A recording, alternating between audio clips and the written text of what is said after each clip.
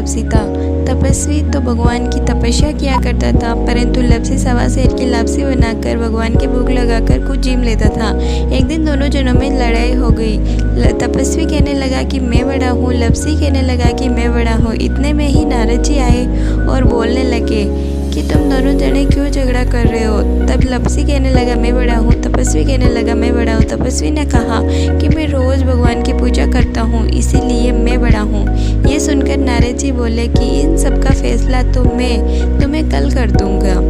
दूसरे दिन जब लप्सी और तपसी नहा कर आए तो नारद जी ने उन दोनों के सामने ही 1.25 करोड़ की 2 अंगूठियाँ फेंक दी। लप्सी की उस पर नज़र नहीं गई और उसने ध्यान भी नहीं दिया और वो रोज़ की तरह काम में करने लग गया। तपस्वी तपस्या करने बैठा तो उसकी नज़र अंगूठी पर गई तो उसने उठाकर अपने घुटने के नीचे रख ली। तपस्या करने बावजूद भी उसकी नीयत इन सब चीज़ों में से बाहर नहीं निकल पाई। लापसी बनाकर भगवान के भोग लगाकर खुद जीमने बैठ गया। इतने में नारद जी आए और दोनों पूछने लगे अब बताइए कि हम दोनों में से बड़ा कौन है। फिर तपस्वी ने कहा कि मैं बड़ा हूँ। नारद जी ने बोले कि तुम्हारे घुटना उठाओ, घुटने के नीचे तुम्हें 1.25 करोड़ की अंगूठी मिलेगी। तब नारद जी ने बोला कि तुमने अंगूठी चुराई है, तुझे तेरी तपस्या का फल नहीं मिलेगा। तब तपस्वी ने नारद मुनि के चरण स्पर्श किए और अपने दोष की माफ़ी मांगते हुए नारद जी से कहा कि मुझे बताइए कि मुझे मेरे किए हुए का फल कैसे प्राप्त होगा।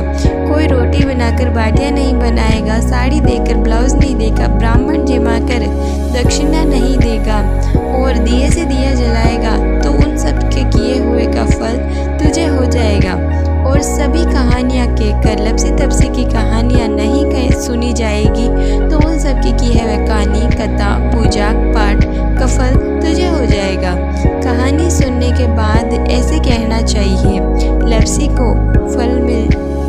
लप्सी का फल मिल जाओ और तपस्वी को तपस्या को फल मिल जाओ और हमें हमारी कहानी का फल मिल जाओ।